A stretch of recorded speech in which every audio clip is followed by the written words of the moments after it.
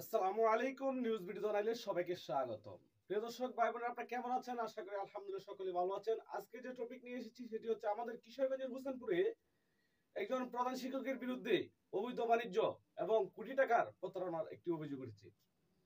সেটি হচ্ছে আমাদের কিশোরগঞ্জের হোসেনপুরে হারাঞ্জা উচ্চ বিদ্যালয়ের প্রধান শিক্ষক, যিনি কিনা অবৈধ পথে হাতিয়ে নিয়েছেন কোটি কোটি টাকা।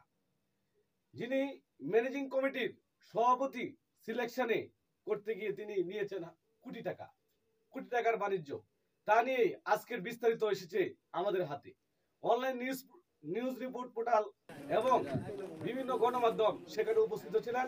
আপনাদের মাঝে আমার এই যে ছবিটি দেখতে পাচ্ছেন, এই যে এদিক দিয়েও একটি ছবি রয়েছে, আর ভিডিও ফুটেজ তো অবশ্যই রয়েছে। ভিডিও ফুটেজ আমি বেশি একটা দেই নাই, অল্প সামান্য একটু ভিডিও ফুটেজ দিয়েছি। আপনারা ইতিমধ্যে আমার মনে হয় যে ভিডিওটি দেখতে পেয়েছেন ফেসবুক অনলাইনে, তাছাড়াও বিভিন্ন টিভি চ্যানেলে আপনাদেরকে দেখানো হয়েছে।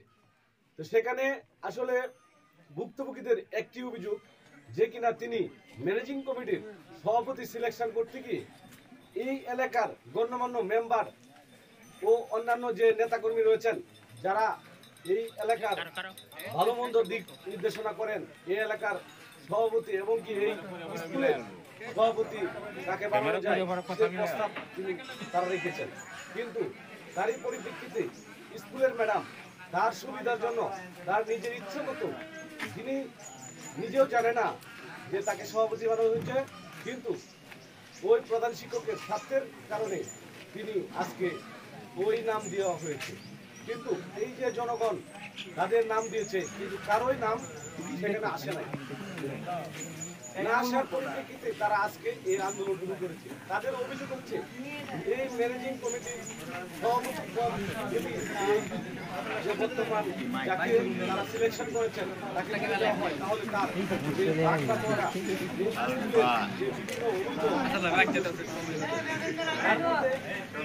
যে বিভিন্ন বাচ্চা রয়েছে তাদের ভর্তি ফি তাকে